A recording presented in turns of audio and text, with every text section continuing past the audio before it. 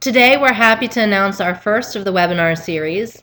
Today, we're going to talk about a self-assessment tool designed to help you understand, are you really in the strategic pricing game? This tool is something that I've used at several different organizations, both as an internal consultant and external consultant. It's been modified to be something somewhat global in its use, so this represents pretty much any organization. And the idea here is that there's certain attributes that are very common in organizations that are doing strategic pricing well. And so we've tried to bucket those into specific categories. We'll go through each one of them, and we're going to talk about what those attributes are that really are exhibited in organizations that define pricing excellence. We hope that you can take this tool, you can self-assess and perhaps bring it to your executive team if you're looking for some support in some areas to help build a vision of where you could take your organization. Over the next several slides, we're going to talk about 8 lessons that we think you should bring to your organization if you're trying to achieve greater pricing excellence. These lessons are based on the foundation that we've found similar attributes among all the companies that we've worked with that really exhibit pricing excellence. For each of these lessons, you'll see a category on which we've developed a scoring system. Companies that score very high, like a 4 or 5 in that category, seem to exhibit similar behaviors, similar activities in those organizations that really demonstrate and drive the pricing excellence. So the first lesson we want to talk about is executive sponsorship. And we really believe that pricing excellence only happens if the executive team of the organization seriously believes that pricing power is important. And by seriously believing that pricing power is important, that means they're willing to dedicate their own resources and time to drive pricing excellence in the organization. And those organizations have some similar common traits. So we're going to walk through the scoring system now so that you understand what that might look like over time. Organizations that do not have executive sponsorship, really the typical attribute we see is pricing responsibility is distributed among finance, marketing, and sales. And there's really no clear definition of what the pricing objective is to any one of those groups. For companies that are starting to think about a little bit from the executive standpoint, pricing responsibility still might be distributed, but there's an increasing desire to actively manage price. So you may hear executives starting to talk about price. What can we do with inflation? What are our price activities? So there's discussion, but it's still not clearly being managed by one person. Once the pricing really gets visible within the organization, the executives get serious enough. They typically hire one person or they promote one person into a role that's ultimately responsible for pricing. Sometimes that starts as a pricing analyst job that becomes more sophisticated and a pricing manager job. Some organizations go straight to actually creating a position for a pricing director or a vice president of pricing. And then after that person's been engaged, typically what happens is that pricing lead over time starts to become engaged in the sales and operating planning process. And that's really key because once that person is involved in the planning process, they become a critical voice of pricing in the organization. They're given a chance to articulate what's happening from a pricing standpoint. And because of that, they start building a more critical need for a better strategy, a more integrated strategy of pricing in the organization. Around that same time, you'll see the executive team soliciting feedback on how pricing is really progressing in the organization, and they'll start communicating support to other organizations. So usually this is a lone wolf trying to build a pricing practice within an organization, a pricing function, and they're basically battling for some control amongst other organizations such as finance and sales. So when there's a shift happening where the executive team starts building support for that individual or their small organization as they're building it, we typically score that around a 3. Over time, then, that particular group, the pricing lead, has been supported enough by the executive team that they start actually getting more engaged in the S&OP process, but they have basically been articulated as having the ultimate pricing responsibility for the whole organization, including the price waterfall strategy. And if you recall from our last presentation, the waterfall basically is all those elements of price that we don't typically think about. So giving the pricing manager or pricing director responsibility of price waterfall really is expanding their reach. Also, around that same time, typically the pricing manager is really getting involved in new product development and value creation for the organization. And so they're working alongside the marketing team on documenting value, building a communication plan around value, and they're really supporting marketing with a value management viewpoint. And finally, this moves on, and ultimately the organizations really see that pricing lead as having the ultimate responsibility for not only the pricing strategy, but also the waterfall strategy and that value management. So that's sort of the journey that we see from executive sponsorship, what actually can happen. The next lesson we want to talk about is around internal communication. It is our experience that most organizations do not have a well-documented pricing policy guide. And even if they do, they've done a very poor job of communicating it throughout the organization. And it's really our opinion that without that, you cannot have a good idea of what's a rule and what's an exception. So without policy and strong communication of the rules, everything becomes an exception. And if everything's an exception, you cannot control, you cannot measure your progress. So if you can't control and measure your progress, you're never going to get better because you're not going to know where you did things well and when you did things poorly. So internal communication around policy is very critical. And as organizations start to progress in the pricing journey, typically we see them starting with literally no pricing policy or informal policy where, for instance, we'll talk to people in customer service and they'll say, well, our rule in this is we're supposed to tell the finance manager if something goes below a certain margin or whatnot.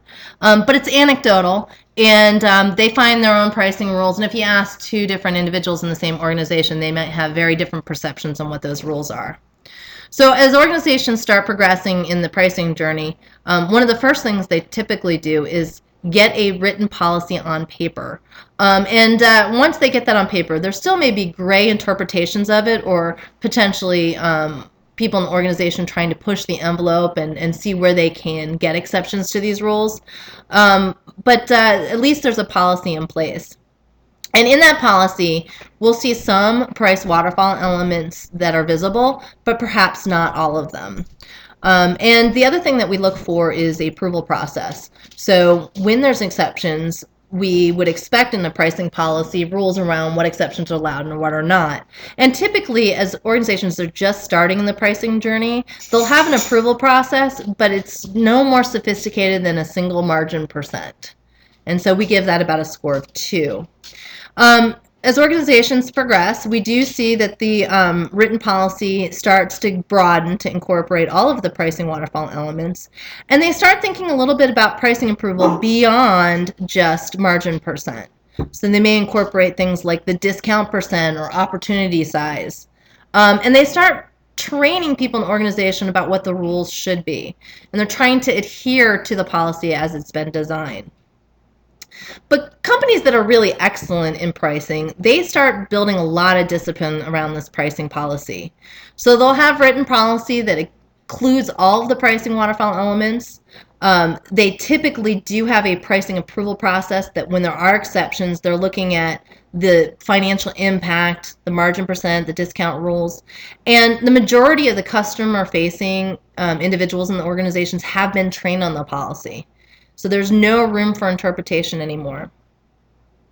And finally, those that really exceed have not only the same attributes where they have a approval process that is based on discounts, everybody's been trained on the policy includes all of the pricing waterfall elements, but they also have a rule of minimum data elements that are required before decisions are made. So they're asking for information before price is given. And we actually see a lot of impact, financial impact, when companies move from a level 4 to a level 5 here. Lesson 3. Our sales force is still the front line of pricing communication. And so even though many people who work in pricing functions believe that it's up to sales management to really make their sales force effective, we believe that you should make it your responsibility as well. And there's certain things in pricing that we can do to help the sales force actually be effective in their roles. So in organizations that are not doing pricing excellence well, typically what we see is sales force negotiation is really primarily based on price. A lot of times we see the sales force spending more of their effort negotiation internally versus externally with the customer. So that's always a bad sign if the sales rep is trying to negotiate with the organization itself more than they want to communicate value to their customers. And typically in organizations like this, their compensation, the sales force compensation, is going to be entirely a function of volume. Now, organizations that have a little bit more insight on price from the sales force, they typically are still negotiating based on price, but their compensation may be a function of volume and or margin percent. So they're starting to think a little bit about price because when their margins go down, their compensation goes down. But the problem is that the sales force typically in these organizations have no idea what their real value is because they're not given the right tools. And for that reason, we believe it's the pricing team or pricing functions responsibility to provide the sales force with the right documentation. So in our level 2 here, we look at those organizations that start to develop those documents based on the product and service value versus competition, and we think that is a benefit when they provide those to the sales force. And it's typically companies that start thinking about how do I articulate my marketing materials, my value, so that I can empower my sales force. They start thinking about how can I compensate my organization a little bit differently. And typically we see compensation there as a function of growth and margin percent. And sometime between what we have scored as a 2 and 3, organizations start getting a little bit more mature on this, and not only is the sales force provided that information on product and service value versus competitive alternatives, but they're trained on it and they start to integrate it in their customer discussions. And around that time, we also see companies starting to change their compensation structures to be built around discount levels or price attainment. So now the organization is starting to train the sales force to think about price as it affects the company itself. So if price goes down, it's going to affect the profitability of the company a lot. They're also going to be affecting the sales force and their compensation. So by the time the majority of the sales force can actually have those difficult conversations, what we see is negotiations tend to shift away from price and start to be around payback and return on investment. And in those organizations, that's really where excellence starts. And we see compensation still as a function of maybe growth and price attainment. When the entire sales force gets that and the discussions are 100% around value proposition, those are truly the companies that are 100% successful in pricing. The fourth lesson we want to talk about is competitive intelligence. And this is a typical area where we hear it's very hard to do, so we don't do it. And what we'd like to tell you is our experience, great companies figure out how to figure out what the competition's doing. One way or another, they build intelligence. And that intelligence has to be in a centralized place so that it can be actively managed. So organizations that don't do this well, they have no competitive data, or they have limited, outdated competitive data that exists on 15 different people's desktop somewhere. But in the beginning of the journey, somebody has to take the effort to start building a cross-reference. And we suggest you just start with one competitor for each product family. And start with just even understanding for all of your part numbers or all the services you offer, does your competition offer the same? Because otherwise, when you're in the bidding process and you're told by your customer that so-and-so, your competitor, is at a different price level, you're typically going to react to that. Well, a lot of times you could be reacting when the competitor doesn't even offer that particular product or service. Now, once that cross-reference is built, it's important to start actually building in prices. So the companies that have done this very well, they start with list prices. Even though they know that the list prices are probably not what price point the product or service is going to be sold for, they at least are starting to build a relative level of their prices versus their competition. And that allows true apples-to-apples comparison to be brought into the discussion at the bid time so that really, price points can be discriminated against accordingly. Now, truly excellent companies in this particular topic not only have that list price database. So they know for every one of their products what the published price point is for them, for their primary competitors. They start to build in secondary competitors and policy. So they start looking at their policy versus their competition so they can benchmark against them. Once it gets to the point where the company has 100% of the products benchmarked, they really can actively engage in negotiations in a very intelligent and power position standpoint.